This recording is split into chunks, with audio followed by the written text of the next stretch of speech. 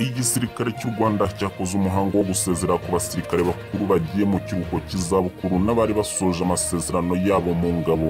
Bashimirwa umusanzu batanze mu gusigasira umutekano w'u Rwanda. Gusezera abo basirikare ni umuhango wabaye ku wa gatanu ku cyicaro gikuru cy'ingabo z'u Rwanda giherereye ku Kimihurura, wayobowe na Minisitiri w'Ingabo General Albert Murasira ahagarariye umugaba w'ikirenga Perezida Paul Kagame. Witabiriwe kandi n'umugaba mukuru w'ingabo General Jean Bosco Kazura n'abandi bayobozi bakuru mu ngabo. General Major Murasira yashimiye abasirikare bakuru bagiye mu kiruhuko hamwe n'imiryango yabo ubwitange bagaragaje bakorera igihugu.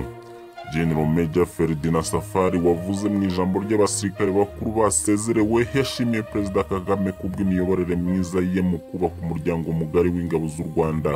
Yavuze ko nubwo bagiye mu kiruhuko cy'izabukuru bazakomeza kubarizwa muri RDF ndetse ko bazatanga umusanzu wabo mu iterambere ry'u Rwanda.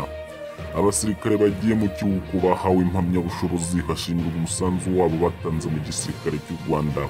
Itangazo rya RDF ntabwo ryigeze rigaragaza umubare n'amazina y'abasirikare bakuru bagiye mu kiruhuko, gusa Major General Ferdinand Safari wari uhagarariye abagiye mu kiruhuko yigeze kuba umuyobozi mukuru wa politike n'igenamigambi mu gisirikare cy'u Rwanda, akaba n'umuvugizi w'agateganyo w'ingabo z'u Rwanda mu 2017.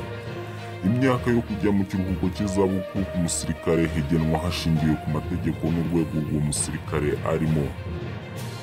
Amakuru mashya TV, kanda handitse subscribe niba utarabikora, uraduteye inkunga yo kujya tukugezaho amakuru mashya buri gihe.